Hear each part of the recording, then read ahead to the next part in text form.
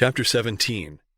The Papal Supremacy, Innocent III to Boniface VIII. In the year 1143, the city of Rome declared itself a republic. A patrician was elected, the Senate was restored.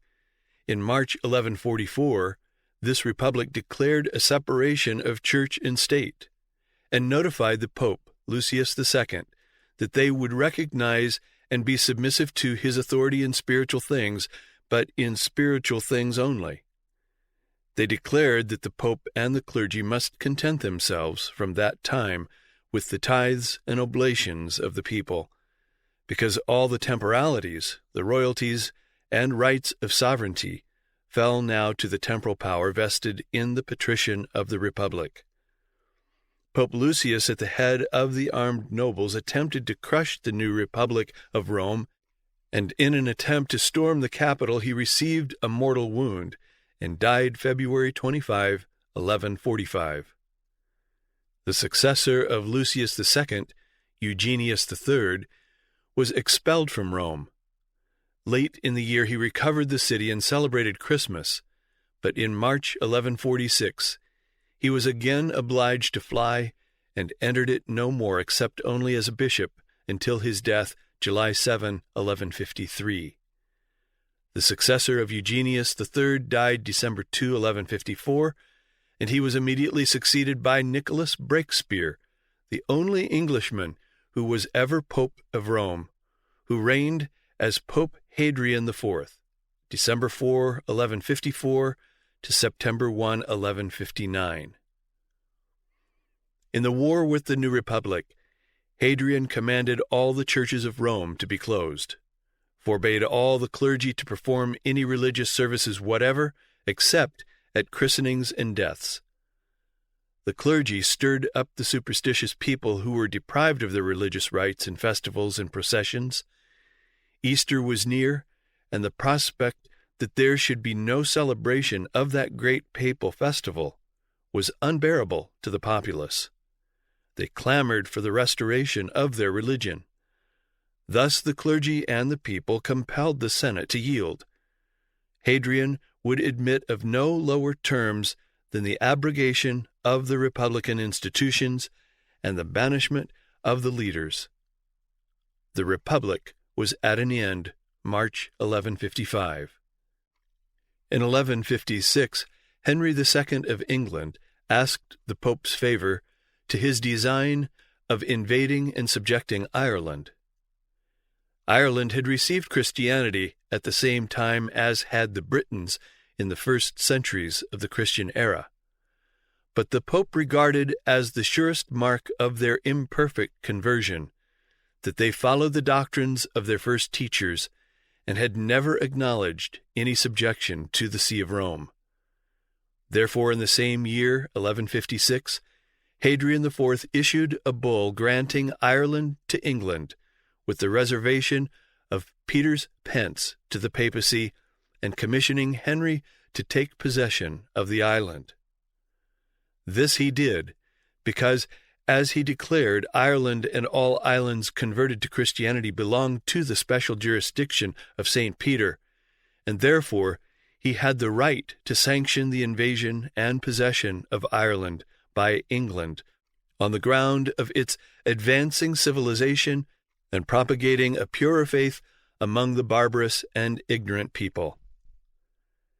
During the reign of Hadrian IV, there was also war between the papacy and the emperor Frederick Barbarossa, which was used by Hadrian as occasion of yet further magnifying the already enormous claims of the papacy. In opposition to the emperor Frederick Barbarossa, Pope Hadrian IV wrote to the archbishops of Treves, Mentz, and Cologne as follows: "Glory be to God in the highest, that you are found tried and faithful, while these flies of Pharaoh, which swarmed up from the bottom of the abyss, and driven about by the whirling winds while they strive to darken the sun, are turned to the dust of the earth. And take ye heed, that ye be not involved in the sins of Jeroboam, who made Israel to sin, and behold, a worse than Jeroboam is here. Was not the empire transferred by the popes from the Greeks to the Teutons? The king of the Teutons is not emperor before he is consecrated by the pope. Before his consecration, he is but king. After it, emperor and Augustus. From whence then the empire but from us? Remember what were these Teutonic kings before Zacharias gave his benediction to Charles, the second of that name, who were drawn in a wagon by oxen like philosophers. Glorious kings who dwelt like the chiefs of synagogues in these wagons, while the mayor of the palace administered the affairs of the empire. Zacharias I promoted Charles to the empire, and gave him a name great above all names. That which we have bestowed on the faithful German we may take away from the disloyal German. Behold, it is in our power to grant to whom we will. For this reason are we placed above nations and kingdoms, that we may destroy and pluck up, build and plant. So great is the power of Peter, that whatsoever is done by us worthily and rightfully must be believed to be done by God. John of Salisbury, countryman of Hadrian IV, and afterward Bishop of Chartres, visited Hadrian and was received on terms of intimacy. The Pope one day, in an exchange of confidences, asked John to tell him freely and honestly what opinion the world entertained of him and the Roman Church. John, using the liberty the Pope allowed him, told His Holiness that since he wanted to know what the world thought of the Roman Church, he would not dissemble, but tell him with all the freedom of a friend what he had heard in the different provinces through which he had traveled, and began thus. They say, Holy Father, that the Roman Church, the mother of all churches, behaves toward other churches more like a stepmother than a true mother, that scribes and Pharisees sit in her, laying heavy weights upon men's shoulders, which they themselves touch not with a finger, that they domineer over the clergy, but are not an example to the flock. Nor do they lead the right way to life, that they covet rich furniture, load their tables with silver and gold, and yet out of avarice live sparingly, that they seldom admit or relieve the poor, and when they relieve them, it is only out of vanity they do it, that they plunder the churches, sow dissensions, set the clergy and the people at variance, are not affected with the miseries and sufferings of the afflicted, and look upon gain as godliness and piety, that they do justice, not for justice' sake, but for lucre, that all things are venal, that for money you may obtain today what you please, but the next day you will get nothing without it. I have heard them compared to the devil, who is thought to do good when he ceases from doing mischief. I accept some few who answer the name of pastors and fulfill the duty. The Roman pontiff himself is, they say, a burden to all almost insupportable. All complain that while the churches that the piety of our ancestors erected are ready to fall or lie in ruins, while the altars are neglected, he builds palaces and appears gorgeously attired in purple and in gold. The palaces of the priests are kept clean, but the church of Christ is covered with filth. They plunder whole provinces, as if they aimed to nothing less than the wealth of Croesus. But the Almighty treats them according to their deserts, often leaving them a prey to the very refuse of mankind. And while they thus wander out of the way, the punishment they deserve must and will overtake them, the Lord saying, with what judgment you judge, you shall be judged, and with what measure you meet, it shall be measured to you again. This, Holy Father, is what people say, since you want to know. When I had done, the Pope asked me my opinion. I answered that I was at a loss what to do, that I should be deemed a liar or a sycophant if I alone contradicted the people, and that, on the other hand, it would be no less a crime than treason for me to open my mouth against heaven. However, as Guido Clemens, Cardinal Presbyter of St. Pudentiana agrees with the people, I will not presume to disagree with him. And he says that double-dealing, contrary to the simplicity of the dove, prevails in the Roman Church, and with it avarice, the root of all evil. This he said not in a corner, but publicly in a council at which Pope Eugenius presided in person. However, I will not take upon me to say that I have nowhere met with ecclesiastics of greater probity, or who abhor avarice more than in the Roman Church. Who can but admire the contempt of riches and the disinterestedness of Bernard of Rennes, cardinal deacon of St. Cosmos and St. Damian? The man is not yet born, of whom he received any trifle or gift. What shall I say of the Bishop of Praeneste, who, out of a tenderness of conscience, would not receive even what was his due? Many equal Fabricius himself in gravity and moderation.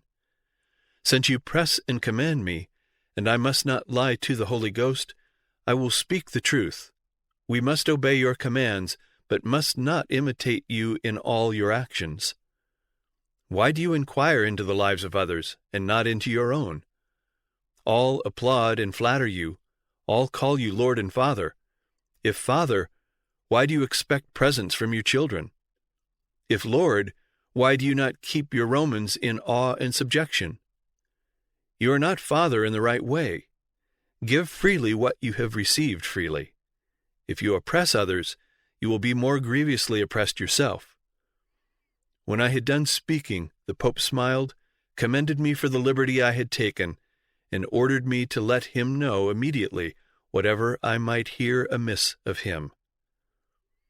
The next of the popes worthy of special note is one in whom all papal characteristics were summed up, Innocent III, January 8, 1198, to July 16, 1216, who was chosen on account of his irreproachable character, his learning, and his excellent parts, and by whom the papal power rose to its utmost height. In his inauguration sermon broke forth the character of the man, the unmeasured assertion of his dignity, protestations of humility which have a sound of pride as follows. You see what manner of servant that is whom the Lord hath set over his people. No other than vicegerent of Christ, the successor of Peter. He stands in the midst between God and man, below God, above men, less than God, more than man. He judges all, is judged by none, for it is written, I will judge. But he whom the preeminence of dignity exalts is lowered by his office of a servant, that so humility may be exalted and pride abased.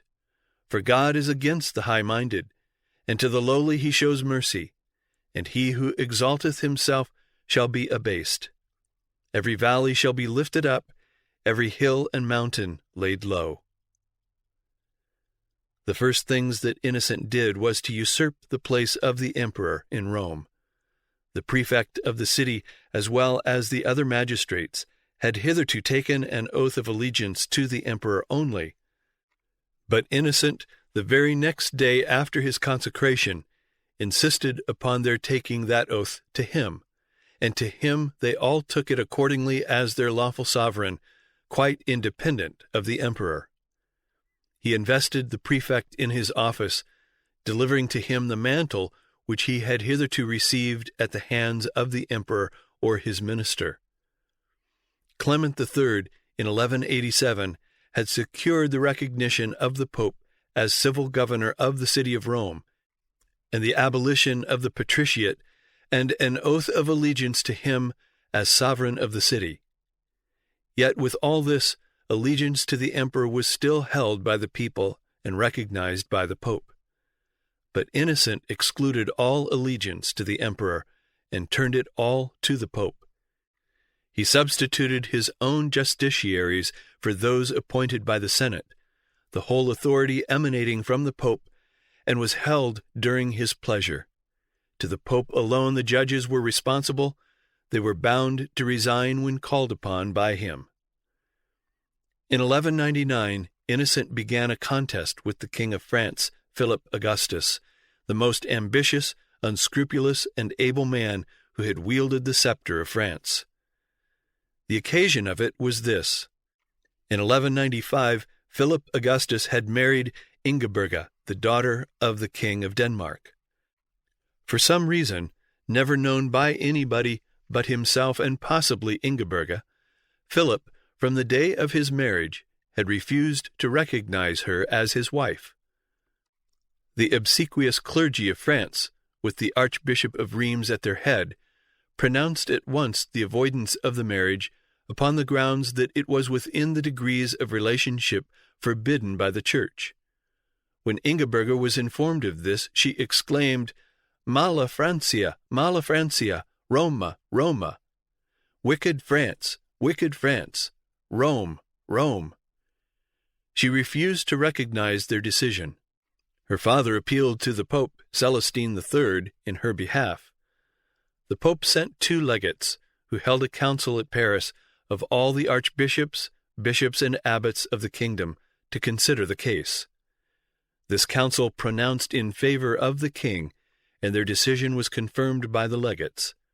Their action, however, was repudiated by Celestine, who commanded Philip to take back Ingeberga and prohibited him from marrying any other woman in her lifetime.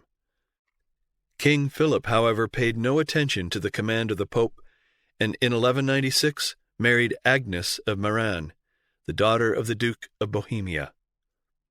Ingeberga wrote to the Pope, asking him again to urge her cause, but Celestine paid no further attention to the matter. Thus stood the case when, in 1199, Innocent III made it the occasion by which he would assert the absolutism of papal power in France against the august Philip.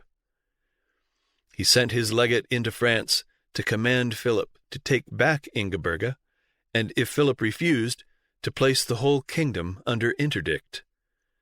The effect of an interdict was to shut heaven to all the people of the place or country interdicted.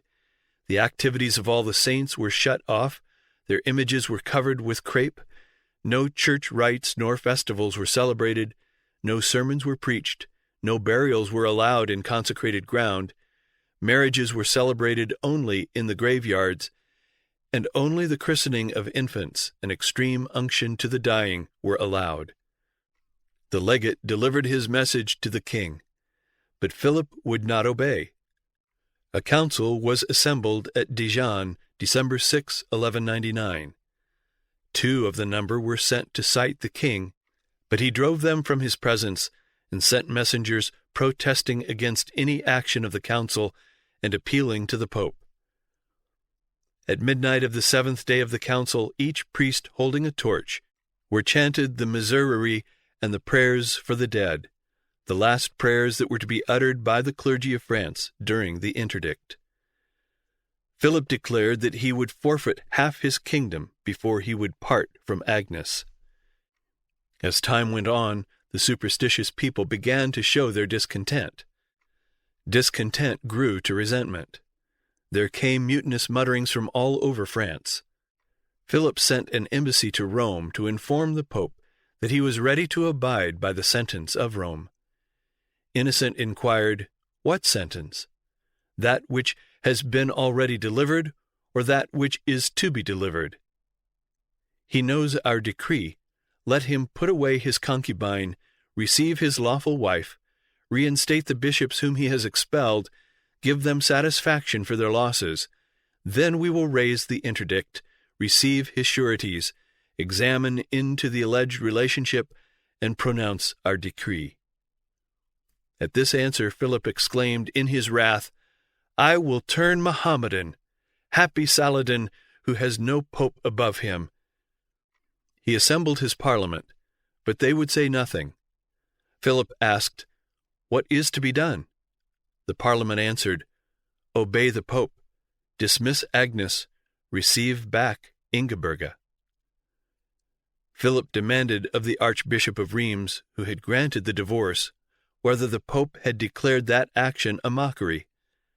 The Archbishop consented that it was so. "Then," said Philip, "what a fool wert thou, to utter such a sentence. Philip sent a new embassy to Rome.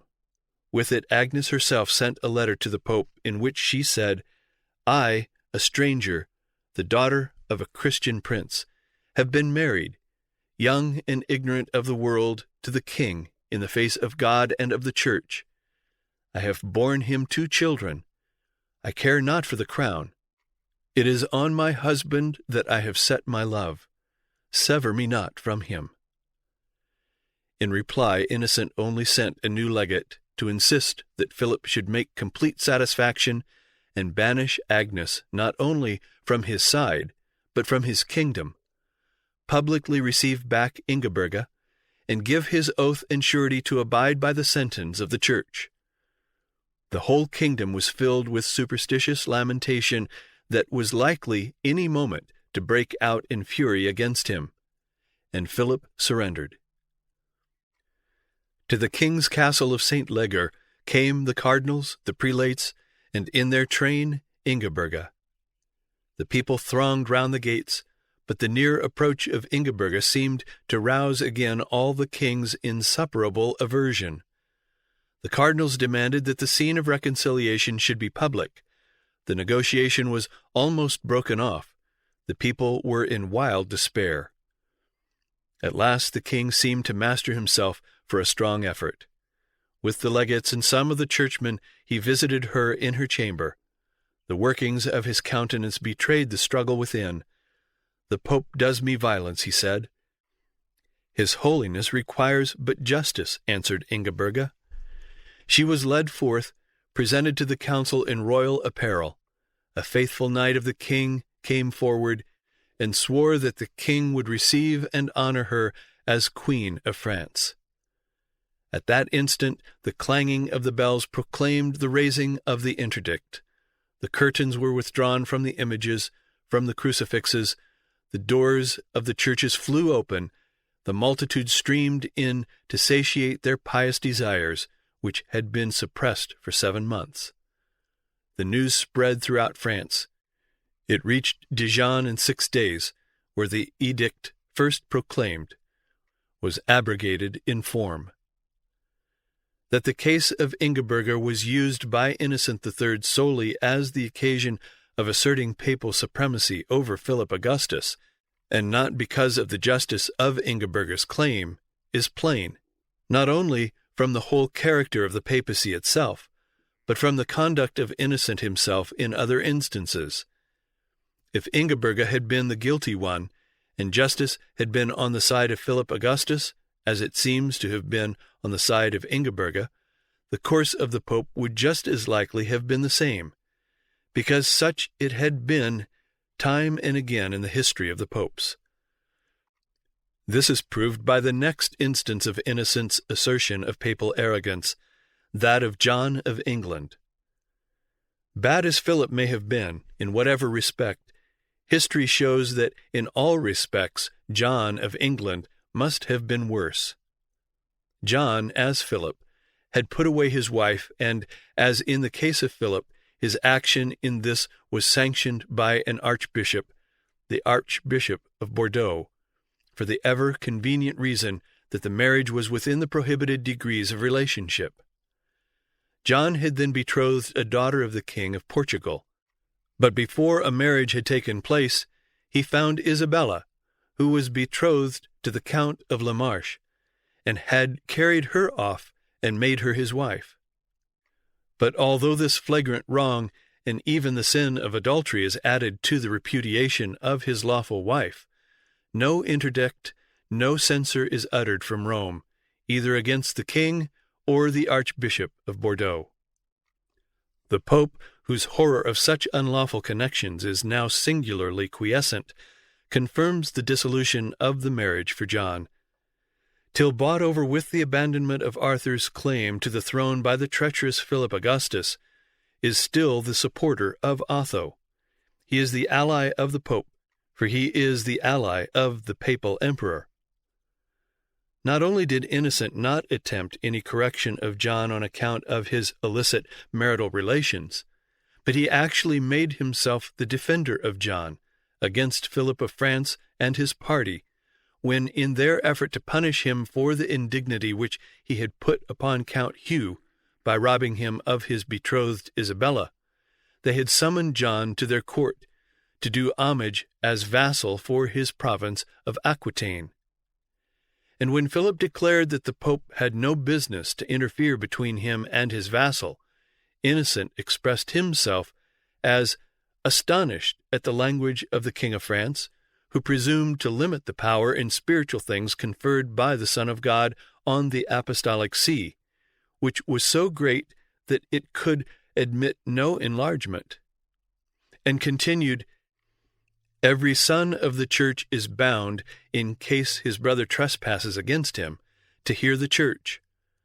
Thy brother, the King of England, has accused thee of trespass against him. He has admonished thee, he has called many of his great barons to witness of his wrongs. He has in the last resort appealed to the Church. We have endeavored to treat you with fatherly love, not with judicial severity, urged you, if not to peace, to a truce. If you will not hear the Church, must you not be held by the Church as a heathen and a publican? Can I be silent? No. I command you now to hear my legates, the Archbishop of Bourges and the Abbot of Casamaggiore, who are empowered to investigate, to decide the cause. We enter not into the question of the feudal rights of the King of France over his vassal, but we condemn thy trespass, thy sin, which is unquestionably within our jurisdiction. The decretals, the law of the empire, declare that if throughout Christendom one of two litigant parties appeals to the Pope, the other is bound to abide by the award. The King of France is accused of perjury and violating the existing treaty, to which both have sworn, and perjury is a crime so clearly amenable to the ecclesiastical courts that we cannot refuse to take cognizance of it before our tribunal. The occasion of Innocent's assertion of power over England was this. In 1205 died Hubert, Archbishop of Canterbury. One section of monks chose a successor, another section of the monks chose another man as successor to the archbishopric. This latter party was favored by the king, and their choice was actually installed in the presence and by investment of the king. The candidate of the other party had gone immediately to Rome, with the injunction from those who elected him to keep secret the fact of his election until he reached Rome. But when he reached Flanders, he let out his secret because he thought it more becoming that he should travel to Rome as Archbishop-elect of England than as a mere pilgrim. When this was learned in England, the other party sent 12 monks to Rome to plead the cause of their candidate. When Innocent had heard the pleas of the respective parties, he set aside both and commanded them to elect as Archbishop of Canterbury a cardinal, an Englishman who was then in Rome, Stephen Langton. This was in 1207. Innocent, feeling well assured that this would be displeasing to John of England, and knowing that John had a special weakness for fine jewelry, sent to him a wonderful ring with elaborate explanations of its symbolic meanings. It seems to have been a combination of 4 rings in one. Innocent begged him to consider seriously the form of the rings, their number, their matter, and their color. Their form, he said, being round, shadowed out eternity which had neither beginning nor end, and he ought thence to learn his duty of aspiring from earthly objects to heavenly, from things temporal to things eternal. The number 4, being a square, denoted steadiness of mind, not to be subverted either by adversity or prosperity, fixed forever on the firm basis of the 4 cardinal virtues. Gold, which is the matter, being the most precious of metals, signified wisdom, which is the most valuable of all accomplishments, and justly preferred by Solomon to riches, power, and all exterior attainments. The blue color of the sapphire represented faith, the verdure of the emerald, hope, the redness of the ruby, charity, and the splendor of the topaz, good works. When his beautiful present had had, as he supposed, its proper effect, Innocent followed it with a letter recommending to the king Stephen Langton as Archbishop-elect of Canterbury, speaking most highly of his fitness for that high office. But rumor of what had occurred in Rome had reached England, and the Pope's messengers were forbidden to enter the kingdom beyond their landing at Dover. In Italy, Innocent consecrated Langton as Archbishop of Canterbury and Primate of all England. John was furious. He threatened to burn over their heads the cloister of the monks of Canterbury. They fled to Flanders. To the Pope, John wrote that he was insulted, both by the Pope's rejection of the elect whom he had approved, and by the election of Langton, who was unknown to him and had spent the most of his time in France amongst the enemies of England. The Pope replied, extolling Langton. John declared that it was only at his peril that Stephen Langton should set his foot on the soil of England. Then Innocent commissioned the bishops of London, Ely, and Worcester to demand, for the last time, the king's acknowledgment of Langton, and if the king refused, then to declare from the Pope the kingdom of England under Interdict. When the bishops presented to John the ultimatum of the Pope, the king, with fearful oaths, swore that if they dared to place his realm under an interdict, he would drive the whole of the bishops and clergy out of the kingdom, and put out the eyes and cut off the noses of all the Romans in the realm.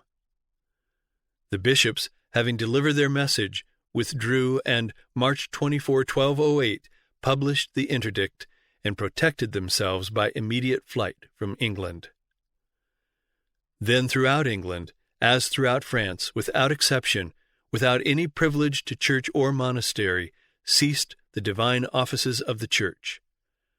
From Berwick to the British Channel, from the Land's End to Dover, the churches were closed, the bells silent. The only clergy who were seen stealing silently about were those who were to baptize newborn infants with a hasty ceremony, those who were to hear the confession of the dying, and to administer to them and to them alone the Holy Eucharist. The dead, no doubt the most cruel affliction, were cast out of the towns, buried like dogs in some unconsecrated place, in a ditch or a dung heap, without prayer, without the tolling bell, without the funeral rite. Those only can judge the effect of this fearful malediction who consider how completely the whole life of all orders was affected by the ritual and daily ordinances of the Church. Every important act was done under the counsel of the priest or the monk. Even to the less serious, the festivals of the Church were the only holidays, the processions of the Church the only spectacles, the ceremonies of the Church the only amusements.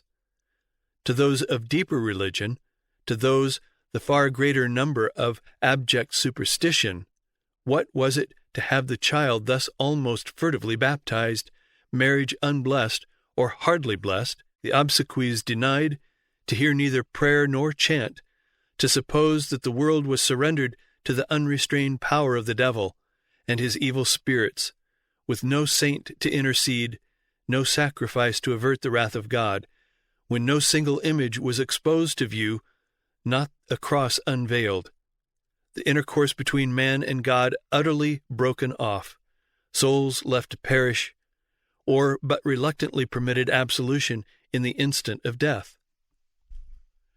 Yet in the case of John, the interdict did not bring the results that it did in the case of Philip Augustus. 1 year after another passed, until 5 were gone, and still John did not surrender. The interdict was thus fast losing its terrors, and with that the prestige of the Pope was fading. Something more must be done. Accordingly, in 1213, Innocent declared King John excommunicated, all subjects were absolved from their fealty, and the King of England was declared deposed, and his domains the lawful spoil of whosoever could take them. Philip Augustus had the disposition, and considered that he had sufficient cause, and was the only one who had the power to undertake to seize the domains of John, thus declared by the Pope to be forfeited. And now Philip was the good and dutiful son of the Church. Now the interests of the Pope and the King of France were as intimately allied as they had been implacably opposed. At a great assembly in Soissons appeared, April 8, 1213, Stephen Langton, the bishops of London and Ely newly arrived from Rome, the King of France, the bishops, clergy, and people of the realm. The English bishops proclaimed the sentence of deposition, enjoined the King of France and all others, under the promise of their remission of sins, to take up arms, to dethrone the impious King of England, to replace him by a more worthy sovereign. Philip Augustus accepted the command of this new crusade. John, like Philip, threatened to turn Mohammedan. He sent a secret embassy to the Caliph of Cordova, offering to become his vassal. This, however, was not followed up. Just then there arrived in England a legate, Pandulf, who Innocent had sent without the knowledge of Philip. He magnified the danger of the threatened invasion and declared to John that Philip had already the signatures of almost all of the English barons, inviting him to come over. He further urged the great benefits that would accrue to him by having the friendship rather than the opposition of the Pope. John surrendered, and a treaty was arranged by which Archbishop Langton was to be acknowledged.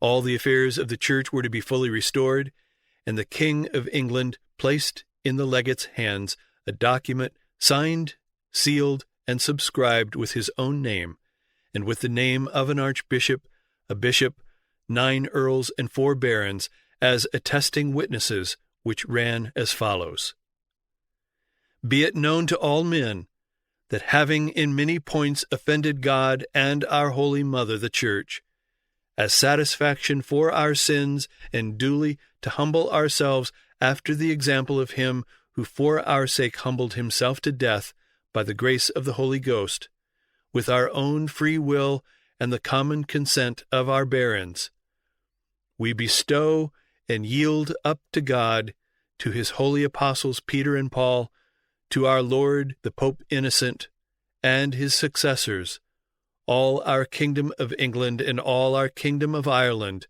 to be held as a fief of the Holy See, with the payment of 1,000 marks and the customary Peter's pence. We reserve to ourselves and to our heirs the royal rights in the administration of justice, and we declare this deed irrevocable. And if any of our successors shall attempt to annul our act, we declare him thereby to have forfeited his crown. The next day afterward, swearing upon the Gospels, King John made the following oath of fealty as the vassal of the Pope. I, John, by the grace of God, King of England and Lord of Ireland, from this day forth and forever, will be faithful to God and the ever-blessed Peter, and to the Church of Rome, and to my Lord the Pope Innocent, and to his Catholic successors. I will not be accessory in act or word, by consent or counsel, to their loss of life, of limb, or of freedom. I will save them harmless from any wrong of which I may know. I will avert all in my power. I will warn them by myself or by trusty messengers of any evil intended against them. I will keep profoundly secret all communications with which they may entrust me by letter or by message.